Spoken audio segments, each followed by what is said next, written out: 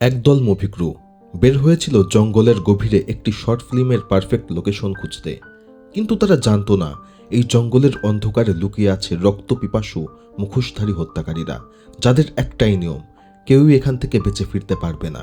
তাহলে চলুন শুরু করা যাক দ্য লাস্ট কেবিন। মুভির শুরুতেই আমরা একটি মুভি ক্রু টিম দেখতে পাই। তারা জঙ্গলের মধ্যে একটি ভালো লোকেশন খুঁজছিল যাতে তারা শুটিং করতে পারে। তবে তখনই সেখানে রাত নেমে আসে। তাদের টিমে ছিল 2 জন পুরুষ এবং 1 জন মেয়ে। তারা একই পথে বারবার ঘুরতে থাকে, তার মানে তারা পথ হারিয়ে ফেলে। তাই তারা 3 জন এখন সিদ্ধান্ত নেয় তারা এখানেই তাঁবু টানিয়ে একটি ভালো স্পট খুঁজবে। তারা স্পট খুঁজতে শুরু করে এবং সেই অন্ধকার রাতে তারা একজন মানুষকে দেখতে পায় যে মুখ ঘুরিয়ে দাঁড়িয়েছিল। তারা অবাক হয়ে যায়। তারা যখন তাকে ঘুরতে বলে তখন তারা দেখতে পায় সে একটি অদ্ভুত মুখোশ পরেছিল। তারা এটি দেখে প্রচণ্ড ভয় পেয়ে যায় এবং সেখান থেকে দ্রুত পালাতে থাকে। এটি খুবই স্বাভাবিক, কারণ জঙ্গলের মাঝখানে একদম অপরিচিত একজন ব্যক্তি এবং সে একটি ভয়ঙ্কর মুখোশ পরে রয়েছে। এটি কোনো স্বাভাবিক ব্যাপার না। কিন্তু সেই মাস্কড ম্যান একা ছিল না, তার আরও 2 জন সঙ্গী ছিল। তাদেরও মধ্যে ছিল একটি মেয়ে। মুভি ক্রুয়ের একজন তার ব্যাগ থেকে মোবাইল ফোন বের করার চেষ্টা করে যাতে সে কল করে হেল্প চাইতে পারে, কিন্তু তার আগেই এক মুখোশধারী তার উপরে চেইনসো দিয়ে হামলা করে এবং তাকে মেরে ফেলে। আর মাত্র বেঁচে ছিল 2 জন, একজন মহিলা আর একজন ক্যামেরাম্যান। কিন্তু সেই অসহায় লোকজনও বেশিক্ষণ টিকতে পারে না, কারণ সেই মুখোশধারীরা তাদেরও নির্মমভাবে হত্যা করে। তারা ভয়ঙ্করভাবে মারা যায় আর এই সকল দৃশ্য তাদের ক্যামেরাতে রেকর্ড হয়ে যায়। এরই মধ্যে দৃশ্য চেঞ্জ হয় এবং আমরা আরও একটি মুভি ক্রু দেখি। এটাতেও ছিল 3 জন, একজন মেয়ে হোপ, তার পার্টনার আর একজন ক্যামেরাম্যান। একজন প্রডিউসার তাদের বলেছিল যে তারা যেন একটি কেবিন খুঁজে বের করে শর্ট ফিল্মের জন্য, কিন্তু তারা কোথাও কেবিন খুঁজে পাচ্ছিল না। তখন হাওয়াক প্রস্তাব দেয় যে জঙ্গলের মধ্যে হয়তোবা পাওয়া যাবে। বাকিদেরও ঠিক তাই মনে হয়, তাই তারা কারে করে সেই জঙ্গলের দিকে এগিয়ে যায়। তারা গাড়িতে গ্যাস নেওয়ার জন্য একটি গ্যাস স্টেশনে থামে আর ক্যামেরাম্যান সবকিছু রেকর্ড করছিল, কারণ প্রডিউসার তাকে বলেছিল সবকিছু যাতে রেকর্ড করা হয়। তাদের কর্মকাণ্ডের এক ফোঁটা দৃশ্যও বাদ দেয়া যাবে না। এক কথায় ক্যামেরা কখনোই বন্ধ করা যাবে না। যাই হোক, তারা গ্যাস নিয়ে এখন ফরেস্টের দিকে রওনা দেয়। তারা দেখে ফরেস্টের মাঝখানে একটি কেবিন আছে। হোপের সঙ্গী বান কিছুটা ভয় পেয়ে যায়। সে জোর দিয়ে বলে যে এখান থেকে তাদের চলে যাওয়া উচিত, কিন্তু হোপ তাকে উপেক্ষা করে ভেতরে যেতে থাকে। তখনই সে ভেতর থেকে একটি মেয়ের চিৎকার শুনতে পায়। তাই তারা সবাই ভেতরে গিয়ে ইনভেস্টিগেশন করতে থাকে। আর তখন তারা দেখতে পায় ভেতরে টিভি চলছে এবং সেখান থেকেই এই শব্দ আসছে। তারা কেবিনের সব জায়গা চেক করতে শুরু করে। তখন তারা কেবিনের ওনারকে খুঁজে পায়। সে প্রচণ্ড রেগে যায়, কিন্তু তারা সবকিছু তাকে ব্যাখ্যা করে। তারা বলে যে কেবিনের ভেতর থেকে তারা চিৎকার শুনেছিল বলেই তারা এখানে এসেছে। এখানে হোপ কেবিন ওনারকে বলে, আমরা 2 দিনের জন্য এই কেবিনটা ভাড়া নিতে চাই। কেবিন ওনার পরিস্থিতি দেখে বুঝতে পারে যে এদের এই কেবিন খুবই দরকার, তা যে কোনো মূল্যেই হোক না কেন। তাই সে এখন অবস্থা বুঝে 2 দিনের জন্য $2000 চায়, যা ছিল অতিরিক্ত মাত্রায় বেশি। আসলে সে তাদের এই অসহায় অবস্থার সুযোগ নিচ্ছিল। তারাও এটি বুঝতে পারে। তবে তারা স্পষ্টভাবে বলে দেয় যে তারা 2 দিনের জন্য $1500 দিতে পারবে। ওনার প্রথমে রাজি হয় না, কিন্তু শেষ পর্যন্ত ঠিকই রাজি হয়ে যায়, কারণ $1500 অল্প কোনো টাকা না। হোপ এখন তাকে সঙ্গে সঙ্গে সেই টাকা দিয়ে দেয়। আর ওনার চলে যাওয়ার সময় তাদেরকে বলে দেয় তারা যাতে জঙ্গলের গভীরে না যায়, কারণ ওখানে একটা গ্রুপ আছে যারা তাদেরকে পছন্দ করে না, মানে শহরের মানুষদেরকে পছন্দ করে না। সে ব্যাখ্যা করে যে জঙ্গলে এক নিষিদ্ধ গ্রুপ থাকে। সরকার তাদের অনেককে বের করে দিয়েছে, কিন্তু অনেকে এখনও সেখানে লুকিয়ে রয়েছে আর তারা সুযোগ পেলেই শহরের মানুষদের উপরে আক্রমণ করে। কিছুক্ষণের মধ্যেই ওনার সেখান থেকে চলে যায়। হোপার বান খুবই খুশি হয়, কারণ অনেক কষ্টে তারা এই কেবিন জোগাড় করেছে, যা তাদের শর্ট ফিল্মের জন্য একদম পারফেক্ট প্লেস। হোপ এই খবর প্রডিউসারকে ফোনে জানায় আর প্রডিউসার বলে সে খুব দ্রুতই সেখানে আসছে দেখার জন্য। কেবিন পাওয়ার খুশিতে হোপ, বান আর ক্যামেরাম্যান মিলে একসঙ্গে ড্রিঙ্ক করে। তারপর উঠতে যায় লোকেশন খুঁজতে। তারা দেখতে পারে যে পুরো ফরেস্ট তাদের ফিল্মের জন্য একদম পারফেক্ট। হোপ চারিপাশে দেখতে থাকে, তবে এরই মধ্যে তার মনে হয় ঝোপঝাড়ের মধ্য দিয়ে কেউ একজন হেঁটে গেল, কিন্তু সে এটিতে কোনো গুরুত্ব দেয় না। সে মনে করে তার হয়তোবা ভুল হয়েছে। এরপরে তারা কেবিনে ফিরে আসে আর তাদের করা ভিডিওগুলো দেখতে থাকে। আর তারা সেই ভিডিওতে একটি মুখোশ পরা মানুষ দেখতে পায়, যেখানে হোপ কাউকে নড়তে দেখেছিল। এখন তারা প্রত্যেকে ভয় পেয়ে যায়। সে বানকে বলে কেবিনের সকল দরজা জানালা বন্ধ করে দিতে।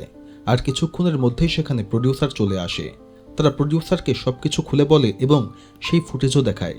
কিন্তু প্রডিউসার বলে যে এটা নিশ্চয়ই কোনো বাচ্চা মানুষের প্র্যাঙ্ক। তবে বাকিরা এই কথা বিশ্বাস করে না, কারণ মাঝরাতে এরকম ঘন জঙ্গলে কেউ তাদের সঙ্গে প্র্যাঙ্ক করবে না।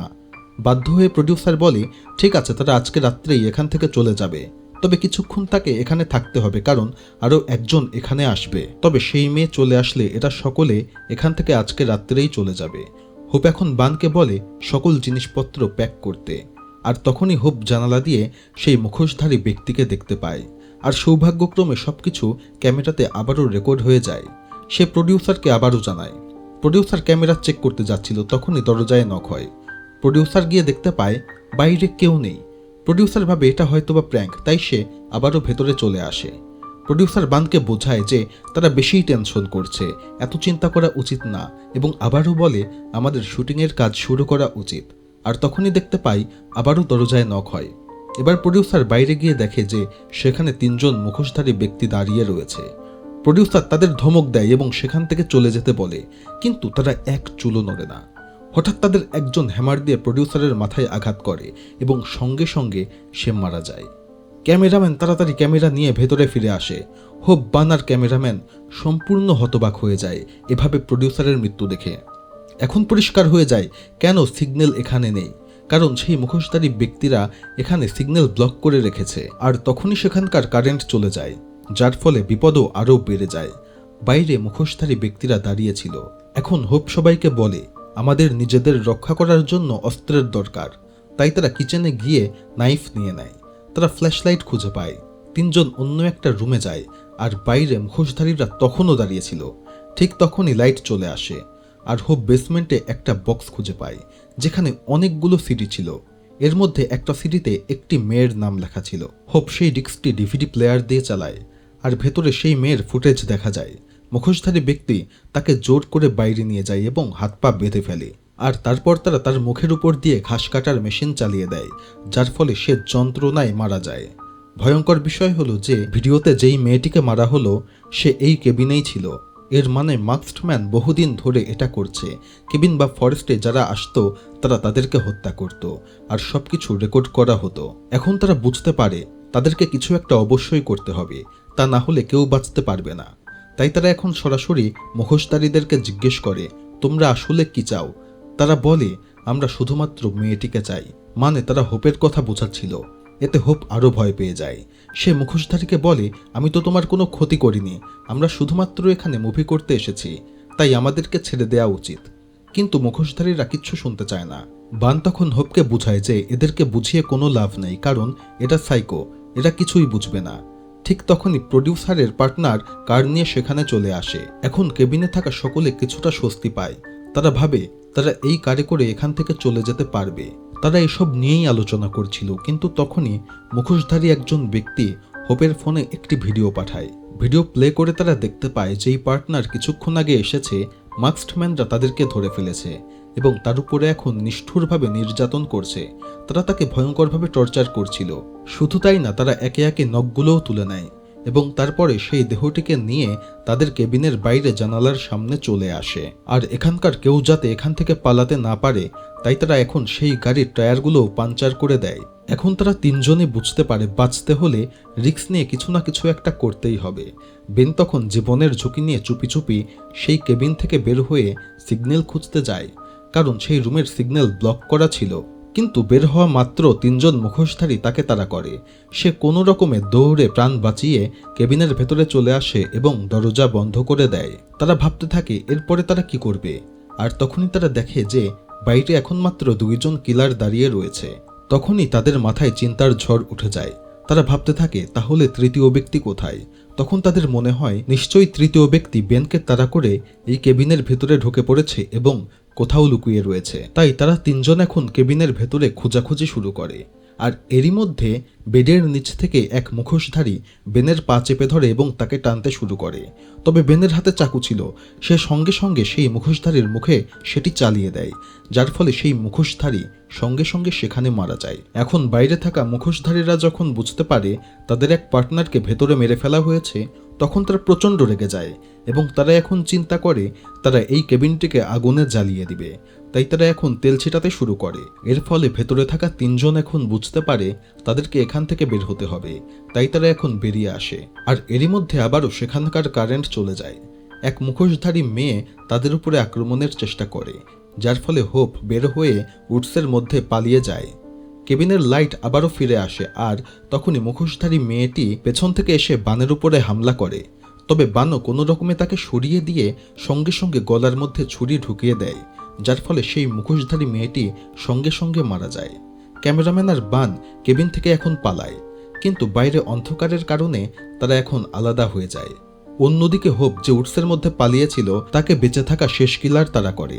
তার হাতে ছিল একটি চেইনস, তবে হোপ কোনো ক্রমে তাকে ফাঁকি দিয়ে সেখান থেকে পালিয়ে যায়। আর অন্যদিকে আমরা দেখতে পাই ক্যামেরাম্যান সেই কেবিন থেকে বের হয়ে এখন ফোনের সিগন্যাল পেয়েছে এবং সে এখন 999-এ ফোন দেওয়ার চেষ্টা করে। তবে তখনই পেছন থেকে আরও একজন মুখোশধারী এসে তার উপরে আক্রমণ করে এবং তাকে মেরে ফেলে। আর এখান থেকে বোঝা যায় এই মুখোশধারীদের সংখ্যা 3 নয়, তার থেকে অনেক বেশি। কারণ এই মুখোশধারী সেই চেইনসওয়ালা মুখোশধারী ছিল না যে হোপকে তারা করেছিল। অন্যদিকে আমরা দেখতে পাই হোপ দৌড়াতে দৌড়াতে মেইন রোডে পৌঁছে যায়। আর তখনই সে সেখানে একটি কার আসতে দেখতে পায় আর দেখতে পায় সেই কারের মধ্যে রয়েছে তাদেরই কেবিনের মালিক। সে সঙ্গে সঙ্গে কারে উঠে পড়ে এবং সেই কেবিনের মালিককে সবকিছু খুলে বলে যে কি হয়েছে। কিন্তু সবকিছু শোনার পরে সেই কেবিনের মালিক আবারও তাকে সেই কেবিনের দিকে নিয়ে যেতে থাকে। এই ব্যাপারে হোপ যখন তাকে প্রশ্ন করে সে কোনো উত্তর দেয় না। আর এখান থেকে হোপ বুঝতে পারে এই কেবিনের মালিকও সেই মুখোশধারীদের একজন। এখন হোপ চালাকি করে তার কাছে থাকা ছুরিটি সেই কেবিনের মালিকের পেটের মধ্যে ঢুকিয়ে দেয় এবং গাড়ি থেকে নেমে আবারও দৌড় দেয়। অন্যদিকে আমরা হোপের আরও একটি ফ্রেন্ড বানকে দেখতে পাই, যে এখন মুখোশধারীদের কাছ থেকে পালিয়ে পালিয়ে বেড়াচ্ছিল। সে একটি পুরাতন কেবিনে চলে আসে আর সেখানে সেই ক্যামেরাম্যানের ডেড বডি দেখতে পায়। কেবিনের ভেতর ঢুকে চেক করার সময় হঠাৎ এক কিলার তার সামনে চলে আসে এবং সে কিছু বুঝে উঠতে পারার আগেই চেইনস দিয়ে তার উপরে আক্রমণ করে, যার ফলে সে সঙ্গে সঙ্গে মারা যায়। এদিকে হোপ একটা ভিডিও রেকর্ড করে যেখানে সে বলে, এটা হয়তো আমার শেষ মেসেজ। আমি বলতে চাই যে এই ভিডিও যার হাতেই পড়বে সে যাতে এই ভিডিওটি পুলিশের হাতে দেয় এবং পুলিশও এর যথাযথ ব্যবস্থা নেয়। এরপরে হোপ আবারও সেখান থেকে বের হওয়ার পথ খুঁজতে থাকে আর এক পর্যায়ে সে বুঝতে পারে যে কেউ তাকে ফলো করছে। তাই হোপ এখন চালাকি করে একটি গর্তের মতো ফাঁদ তৈরি করে এবং সেদিক দিয়ে আগাতে থাকে। আর মুখোশধারী যেই ব্যক্তি তাকে ফলো করছিল সে এখন এই ট্র্যাপে পড়ে। আর হোপ কোনো সময় নষ্ট না করে একটি পাথর দিয়ে তার মুখের উপরে আক্রমণ করতে থাকে, যার ফলে তার মুখ একদম থেতলে যায় এবং সে নির্মমভাবে মারা যায়। এরপরে হোপ মনে করে বিপদ হয়তোবা শেষ এবং সে আবারও বের হওয়ার চেষ্টা করে। কিন্তু তখনই আমরা যেই চেইনসওয়ালা মুখোশধারীকে দেখেছিলাম সে চলে আসে এবং অতর্কিত হোপের পেটে আঘাত করে। তবে হোপের ভাগ্য ছিল ভালো, সরাসরি সেই চেইনসটি তার পেটে লেগেছিল না, যার ফলে সে প্রাণে বেঁচে যায় এবং এখন সে চাকু দিয়ে সেই চেইনসওয়ালার উপরে আক্রমণ করে এবং তার বুকের ভিতরে চাকু গিঁথিয়ে দেয়, যার ফলে এখন এই মুখোশধারী ব্যক্তিটিও মারা যায়। এখন হোপও বেশ আহত এবং টায়ার্ড ছিল, যার ফলে সে এখন সেন্সলেস হয়ে যায়। এরই মধ্যে দৃশ্য চেঞ্জ হয় এবং আমরা দেখতে পারি হোপ এখন বেঁচে রয়েছে। মানে সেই ঘটনার পরে হোপ কোনো ক্রমে বেঁচে গিয়েছিল এবং সে এখন একটি টিভিতে তার স্টেটমেন্ট দিচ্ছে। সে বলে, আমার বন্ধুদেরকে মুখোশধারীরা মেরে ফেলেছে, কিন্তু আমি সাহসিকতার সঙ্গে লড়াই করেছি এবং অনেকজন মুখোশধারীকে মেরে ফেলেছি এবং শেষ পর্যন্ত বেঁচে গিয়েছি। সে এখানে আরও জানায় যে সে এই সত্য ঘটনার উপরে একটি ছবি বানাবে। পডকাস্ট শেষে হোপ বাড়ি ফিরে আসে এবং ঘুমাতে যায়।